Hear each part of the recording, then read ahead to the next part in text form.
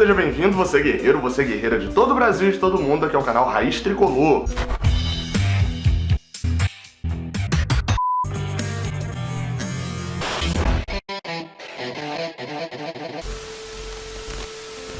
Eu sou o Gabriel Amaral e esse daqui é mais um vídeo aí, essa vinheta de vídeo aleatório, mas é pra dizer que é um vídeo de análise, né, de um dos clubes, um vídeo aqui que eu tenho feito de vez em quando, principalmente nos mata-matas, quando o Fluminense vai enfrentar, por exemplo, o Santa Cruz, clube de Pernambuco, vai enfrentar no mata-mata na Copa do Brasil, a quarta fase, Fluminense e Santa Cruz no jogo de ida, Santa Cruz e Fluminense no jogo de volta. O sorteio aconteceu nessa sexta-feira, esse vídeo tá saindo na sexta-feira de tarde, mas vale lembrar, eu fiz dois vídeos muito bons, uma pesquisa muito grande sobre o trabalho de Fernando Diniz nesses primeiros 100 dias. Então, se você tá vendo esse vídeo aqui da partida contra o Santa Cruz e não viu os outros vídeos, vai aí no card, aperta e vê, ó. Tem um vídeo pra falar de tudo de bom e um vídeo pra falar de tudo de ruim que aconteceu ou que Fernando Diniz produziu nesse tempo no Tricolor Carioca.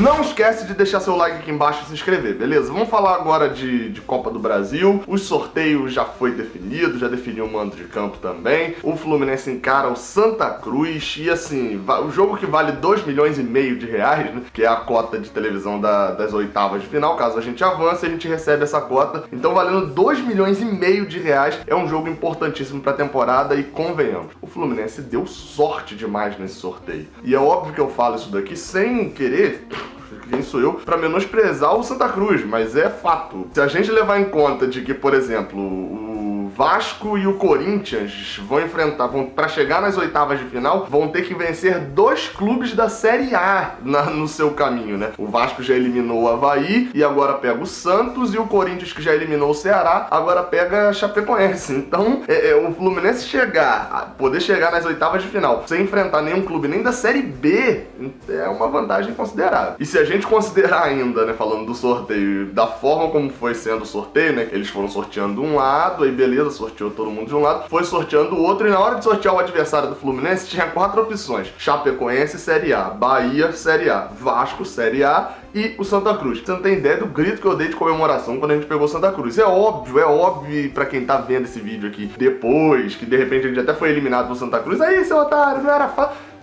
Eu não tô falando que vai ser fácil, eu tô falando que vai ser mais fácil do que se fosse contra Vasco, Bahia, Corinthians, Santos, etc. É óbvio que nesse mais fácil a gente pode ser eliminado também, mas enfim, isso é só um disclaimer pra você não usar isso aqui de piadinha no futuro. Sobre o histórico do confronto, né, vale destacar de que Fluminense e Santa Cruz já se enfrentaram pela Copa do Brasil em 2000. O jogo foi válido pela segunda fase, né, bem no início da competição, e o Fluminense venceu, se classificou, empatou por 1-1 na ida lá no Arruda, na volta ganhou no Maracanã por 3-1. Nesse mesmo ano, né, pelo Brasileirão de 2000, o Fluminense enfiou uma das goleadas, que é, quando fala Fluminense e Santa Cruz, acaba que todo tricolor lembra desse confronto também, que foi o 6-1 dentro do Maracanã, com 5 só de Magno Alves. Outro confronto também que marca muito os torcedores do Fluminense contra o Santa Cruz é lá no Arruda, em 2006. A gente estava disputando para não cair, uma das últimas rodadas, etc. E o Fluminense conseguiu fazer 2-1 já no finalzinho do jogo com o André Moritz. Que época, hein? Mais recentemente, Fluminense e Santa Cruz se enfrentaram por 2 vezes no Brasileirão de 2016, quando o Santa estava na Série A e foi rebaixado. Logo no início da competição,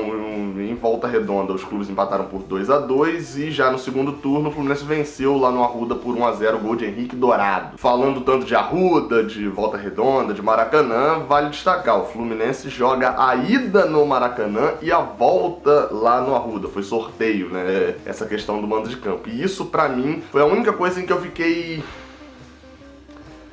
É até difícil escolher palavra, porque eu não vou falar que eu fiquei assim bolado, oh, nossa, que horrível a gente jogar a segunda partida fora de casa. Mas é fato de que o desempenho do Fluminense nos mata-matas, que foram 2 jogos até agora, né, que foram 2 vezes que isso aconteceu, na partida contra o Luverdense e na partida contra o Antofagasta do Chile pela Sul-Americana, o Fluminense mandou mal na primeira partida. Não à toa, os 2 foram 0-0. E principalmente porque as 2 equipes vieram, um jogo foi no Maracanã, né, o outro foi em Lucas do Rio Verde. Então, mas mesmo mesmo assim, tanto o Antofagasta quanto o Luverdense vieram pro primeiro jogo para se defender. E o Fluminense, como eu falei para quem viu lá a análise do trabalho de Fernando Diniz, né, a parte ruim é a dificuldade do Fluminense de romper retrancas. Então ter o primeiro jogo no Maracanã pode ser um complicador caso o Fluminense não consiga, o Santa Cruz se defenda muito bem, e o Fluminense não consiga ultrapassar essa defesa do Santa Cruz e vá para lá, pro Arruda com 0-0, por exemplo. Seria algo muito ruim jogar a vida dele fora de casa na quarta fase e contra um time tradicional que tem um mando de campo forte. E bem, falando sobre o Santa Cruz, né, vale dizer, um time que tá na Série C do Campeonato Brasileiro e assim, quando logo assim que saiu o sorteio, eu fiz uma pergunta lá no meu Twitter, eu coloquei ali um comentário, falei, na sua opinião, seria vergonha se a gente fosse eliminado pelo Santa Cruz? Eu acabei não fazendo uma enquete, né, fiz uma pergunta e fui olhar as respostas e ninguém falou que não seria vergonha. Alguns ponderaram e tal, mas a maioria concordou de que seria realmente uma vergonha se o Fluminense fosse eliminado pelo Santa Cruz agora. Na minha opinião, eu até consideraria realmente um tropeço acima da média do Fluminense ser eliminado pelo Santa Cruz nessa fase, por tudo que eu já falei, time da Série C, com investimento muito mais baixo, porém, seria um tropeço menor do que, por exemplo, o Botafogo contra o Juventude, não seria no mesmo peso, até pelo nível das atuações, a temporada do Botafogo e a temporada do Juventude, né? O Juventude tomou 6 do Grêmio esses dias e eliminou o Botafogo, e por ser uma fase antes também, mas seria um tropeço maior do que o que foi ano passado contra o Avaí, que era um time da Série B e no final das contas subiu de divisão. Então eu acho que é um tropeço muito grande. Tem maiores? Óbvio que tem, mas não dá pra tropeçar nessa fase não. E esse sorteio acabou deixando o Fluminense em condição de ou ele se classifica ou a temporada vai acabar sendo... A gente vai entrar no Brasileirão muito abalado com o início de temporada do Fluminense. Porém, o que vale destacar é que muita gente acabou falando lá nas respostas, né, no Twitter, pô, é óbvio que é vergonha, o Santa Cruz foi eliminado pelo Afogados no Campeonato Pernambucano, é um time vergonhoso. Assim, eu concordo nesse ponto de que ser eliminado pelo Afogados foi uma das maiores vergonhas de Santa Cruz nesse ano, era jogo único no Arruda nas quartas de final do Pernambucano, eles empataram e perderam nos pênaltis, mas vale destacar, não é só de Campeonato Pernambucano que se vive um clube, não é só Campeonato Estadual. Se a gente pegar a Copa do Nordeste, o Santa Cruz passou de fase no seu grupo, já eliminou o CRB nas quartas de final e está na semifinal. Então assim, ele ainda tá vivo e na Copa do Brasil já tá na quarta fase, que é além do que o clube programava. Então também não dá pra dizer que só porque foi mal no estadual é um adversário muito fraco. É fato, e eu acompanho um pouco o Santa Cruz, é fato de que o clube, o time em si, não o clube, né? O time não vem jogando tão bem, não vem tendo atuações tão boas, convincentes, que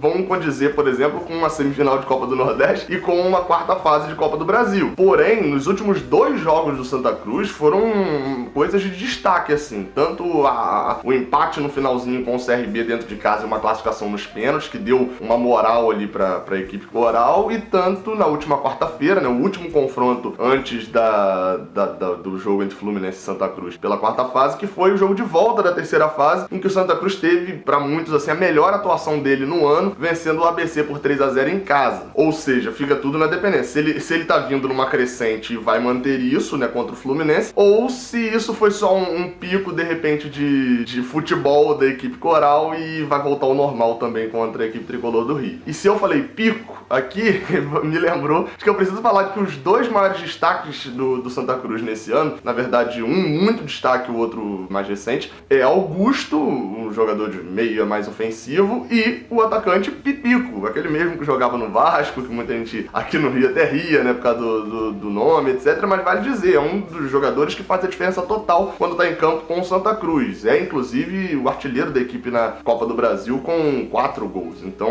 assim, são 2 jogadores pra gente ficar atento, Augusto e Pipico. Muita gente também comentou sobre o público, né? Falou, o problema é que na volta o Arruda tá lotado, etc. Então, na média da temporada não diz muito isso. A gente tem muito essa referência, que o Santa Cruz lota todo jogo, mas a média do primeiro trimestre do Santa Cruz, dos primeiros 3 meses ali do ano, foi uma média de 7.500 pessoas, uma média bem baixa. Tudo bem que durante o iniciozinho ali do ano ele não teve o Arruda, ele tava passando por uma reforma no gramado, se eu não me engano, mas é fato de que 7.500 pessoas é muito pouco. Na última semana, num jogo de mata-mata, num jogo de volta da Copa do Brasil, um jogo importante pra eles, o público aumentou e deu 16 mil lá. É óbvio que num jogo de volta contra o Fluminense, um jogo importante, vai dar um público bom. Então, assim, eu volto àquele ponto inicial lá. Deixar pra resolver o jogo lá no Arruda talvez não seja o ideal pro Fluminense. Sobre as datas dos jogos, né, os jogos serão disputados nessa semana, no meio dessa próxima semana agora e no meio da outra semana, ainda antes do início do Brasileirão. Só que até o momento em que eu estou gravando esse vídeo ainda não tem exatamente a data, se o jogo é na quarta, na quinta, na terça, 7 horas, 9 horas, 8 horas, enfim, não tem essas datas. Então olha aqui nos comentários que assim que saírem as datas, eu vou colocar aqui e vou fixar no topo nos comentários pra você saber quando é o jogo de ida, quando é o jogo de volta.